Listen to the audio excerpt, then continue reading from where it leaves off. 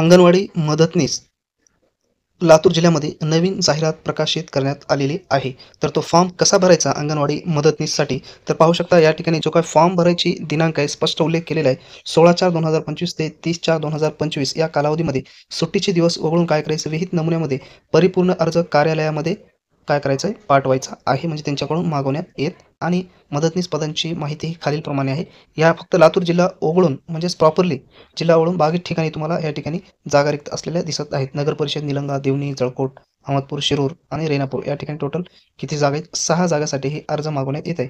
शैक्षणिक पात्रता पाहू शकता या ठिकाणी उमेदवार जो आहे 12वी उत्तीर्ण असणे अत्यंत आवश्यक आहे आणि 12वीच्या गुणपत्रकाची सत्यप्रत आवश्यक असून सदरील गुणपत्रक नसल्यास अर्ज हे अपात्र ठरवण्यात येणार आहे. त्याच्यानंतर वयाची अट पाहू शकता रहिवासीची अट आहे. त्याच्यानंतर वयाची देखील अट त्यांनी सांगितलेली आहे आणि लहान कुटुंब प्रमाणपत्र आपल्याला जोडायचं आहे. भाषेचे ज्ञान असले पाहिजे. उमेदवार विधवा असल्यास काय सांगितलेले पहा. नगरपालिका, नगरपरिषद, नगरपंचायत यांच्याकडील किंवा सक्षम अधिकारी यांच्याकडील पतीचे मृत्यू प्रमाणपत्र अर्जासोबत जोडणे बंधनकारक राहणार आहे. प्रमाणपत्र नाही जोडल्यास अतिरिक्त गुण दिले जाणार नाही. अशा प्रकारची माहिती दिलेली आहे. अनुभव देखील त्या ठिकाणी ग्राह्य धरला जाणार आहे 2 वर्षाचा किमान. त्याच्यानंतर पुढे काय सांगितलेलं आहे पाहू शकता या ठिकाणी मानधन तत्वावर असणार आहे.